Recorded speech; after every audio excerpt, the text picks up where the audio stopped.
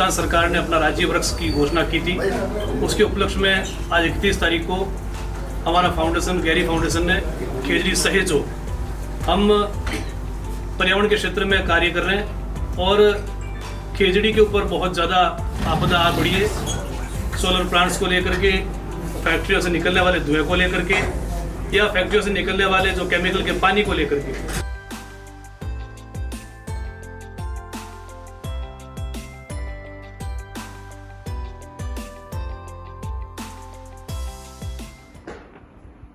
नमस्कार दोस्तों, आज हम गहरी फाउंडेशन के संस्थापक सामाजिक कार्यकर्ता श्री बलदेव गोरा जी के साथ हैं, जिन्होंने आज खेजड़ी सहेजो महाअभियान शुरू किया है जोधपुर से। आइए जानते हैं क्या है गहरी फाउंडेशन और क्या है खेजड़ी सहेजो महाअभियान। नमस्कार गोरा साहब, पहले तो ये बताइए कि गहरी फाउंडेशन क्या है और क्या काम करता है। गहरी फाउंडेशन हमने ये 2017 में बनाया था और सेक्शन 8 कंपनी में ये फाउंडेशन का हमने इसका किया था पहले, सबसे पहले, और 2 लोग डायरेक्टर हैं इसमें और बाकी वॉलंटियर्स वगैरह इसमें खूब सारे हैं पहले से। और एनवायरनमेंट को लेकर के ये गहरी फाउंडेशन काम कर रहा है। तो अभी किस तरह के काम आप कर रहे हैं? अभी मैं वर्तमान में मेरे पास में एनवायरनमेंट संबंधित 3 प्रोजेक्ट चल रहे हैं। एक तो जो खेजड़ी सहेजो, इसका जो महाअभियान हमने पिछले सितंबर माह में 2022 में शुरू किया था। और उसके बाद अभी एनवायरनमेंट को लेकर के जो केमिकल का जो पानी है, जोधपुर की जो डिस्ट्रिक्ट एरिया का जो केमिकल का पानी नदी के बहाने, जो जोजरी नदी है उस बहाने वापस निकलता है आगे दवाओं, डोली, बालोतरा, बाड़मेर तक। तो दवा में क्या है कि इस पानी की काफी हद तक रुकावट हो गई। तो पिछले 4-5 साल से जब बरसात होती है उस समय तो भयंकर समस्या ये होती है कि दवा का जो उसकी जो मेन नाडी है, अपने गांव में जो नाडी होती है जी, उस नाडी में बरसात के पानी के साथ साथ ये जो केमिकल का पानी है, इंडस्ट्री का केमिकल का पानी, वो मिश्रण हो गया, पूरा शामिल हो गया। तो उसमें पूरे गांव के अंदर इतनी बड़ी समस्या है कि मैं इसमें आगे उसमें काम कर रहा हूँ वैसे फिलहाल अभी। उस पर मैंने एक डॉक्यूमेंट्री बनाई है काला पानी को लेकर के, आने वाले समय में उसको भी मैं आगे रिलीज करूंगा। और उसके अंदर बार बार आंदोलन ग्रामवासियों से, हमने भी 1-2 बार आंदोलन तरीके से प्रशासन को जागृत किया। तो यहाँ के हमारे विधायक हैं महेंद्र विश्नोई जी लूनी के, उनके क्षेत्र में ये दवा गाँव, तो उन्होंने भी पूरी मदद करके फिलहाल 25 लाख रुपए उन्होंने सैंक्शन करवाए जेडीयू के माध्यम से, राज्य सरकार के माध्यम से। वो पैसे गहरी फाउंडेशन के माध्यम से वहां पर कार्य चल रहा है ताकि वो काला पानी जो उस तालाब में, जैसे तो इसमें प्रोजेक्ट पूरा 100 करोड़ भी लगाए तो भी कम है, क्योंकि जोजरी नदी सालावाद से शुरू होती है और पूरा इंडस्ट्री का पानी सालावाद से फिर नदवान से फिर आगे पूरे एरिया को होते हुए दवा, डोड़ी, पूरा ये पूरा प्रोजेक्ट अगर हो तो 100 करोड़ भी पूरे ना हो। लेकिन अभी इनके इतनी बड़ी समस्या गांव में हो गई कि पिछले समय से 4-5 साल से पशुओं को, पक्षियों को, मनुष्यों को एक रोग सा भी हो गया है वहां पर। और उसके अंदर सबसे ज्यादा कृष्ण बाहुली और पटेल बाहुली क्षेत्र है, किसानी बाहुली क्षेत्र है। तो उसमें क्या है कि सबसे ज्यादा खेजड़ी है एरिया में, तो नदी के तट पर खेजड़ी है वृक्ष सबसे ज्यादा। उसके बाद ये पानी सैकड़ों एकड़, मतलब आप समझो कि हजारों एकड़ समझ लो आप, वो खेत खलियान में फैल चुका है पानी, केमिकल का पानी। खेत बंजर हो गए पूरे, वहां की पूरी खेजड़ी वनस्पति दूसरी और सब खत्म सी हो गई। खेजड़ियां और दूसरे पौधे तो काले पड़ के पूरे काले पड़ गए, सूख गए और खत्म हो रहे वो। और पशु पक्षी भी वहां पर, गाय भैंस, आप पता ही आपको, तो खैर आप भी ग्रामीण क्षेत्र से हैं, तो ग्रामीण क्षेत्र में अपने मुख्य गांव में नाडी होती है। तो नाडी में ये स्थिति है, पहले तो पता है पुराने जमाने में गाय भी मतलब नाडी में स्नान करते थे, पानी पीती थी। और हमारे जो मनुष्य भी आज तक भी पुराने गाँव में पानी नाडी का ही पीते हैं अपन लोग। वो पानी तो पीने के लायक है, वहां बैठने के लायक नहीं रहा। पूरा गाँव बदबू मारता है, कम से कम 10 किलोमीटर में गाँव के पानी फैला हुआ है चारों ओर से, बहुत बुरी स्थिति है। उस प्रोजेक्ट हम काम कर रहे हैं। आपने एक वृक्ष के बारे में बताया, खेजड़ी। खेजड़ी क्या है, क्या पौधा है और इसका क्या हो?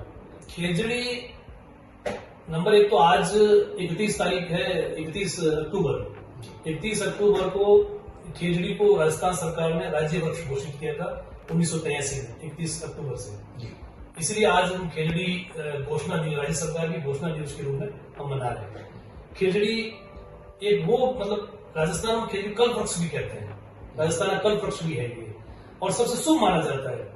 घर के आंगन में अगर ये खेजड़ी हो तो सबसे शुभ माना जाता है। दूसरा, आपको पता होगा, आप भी राजस्थान से बिलोंग करते हैं, तो पश्चिमी राजस्थान और आपके उधर भी क्षेत्र में खेजड़ी के नीचे जो खेजड़ी का जो खेजड़ी जो बूढ़ी उसको खेजड़ा कहते हैं।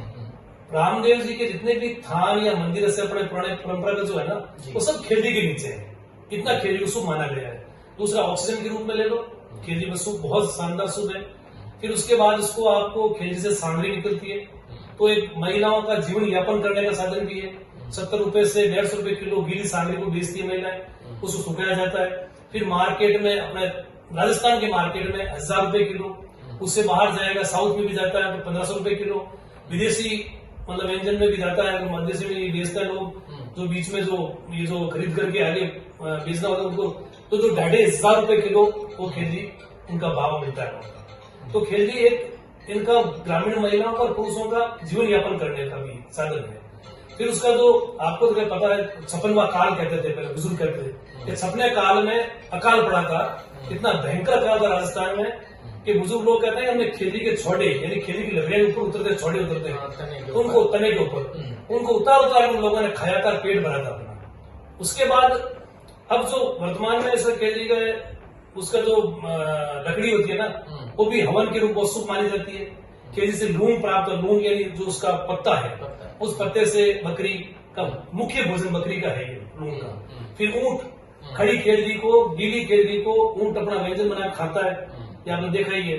तो इस कुल मिलाकर खेजड़ी के तो मतलब कहते हैं कि हजारों उसके फायदे हैं, एक भी ऐसा नहीं फायदा नहीं है। किसानों का सबसे बड़ी बात जो काम खेत में खेजड़ी होती है, एक खेजड़ी के नीचे की फसल और एक खेजड़ी के बाहर की फसल, यानी खेत में दूसरी फसल, वो आप अनुमान लगा लो कि खेजड़ी की जो नीचे की फसल होगी ना, वो 3 गुना बढ़त होगी इस फसल की, और वहां 3 गुना बढ़त नहीं होती है।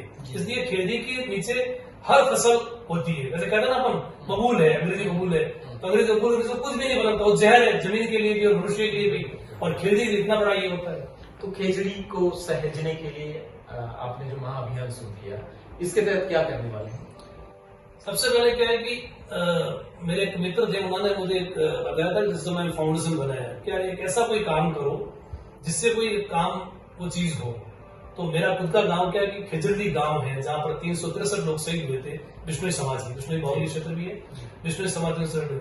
मैं उस समय से, मैं जब जिला परिषद का मेंबर था और राम सिंह जी बिश्नोई साहब थे, जब खेजड़ी मेले में जाता उस समय प्रभावित था कि यार खेजड़ी के लिए इतने लोगों ने बलिदान दे दिए, इतनी महिलाओं ने, माँ अमृता देवी ने इतना बड़ा बलिदान हुआ है, तो इसको क्यों नहीं। और अब क्या है कि सहेजने के लिए इसलिए जरूरत है कि आज की तारीख में खेजड़ी के ऊपर तरह तरह से, एक सब कहते हैं ना, जीव टू अत्याचार, ये भी तो जीव है, वो अत्याचार वाली बात है। तो एक सबसे बड़ा अत्याचार सोलर, जो हमारे फड़ौदी और बीकानेर, बाड़मेर और जैसलमेर, इस एरिया में अलग अलग कंपनियों ने सोलर लगाए।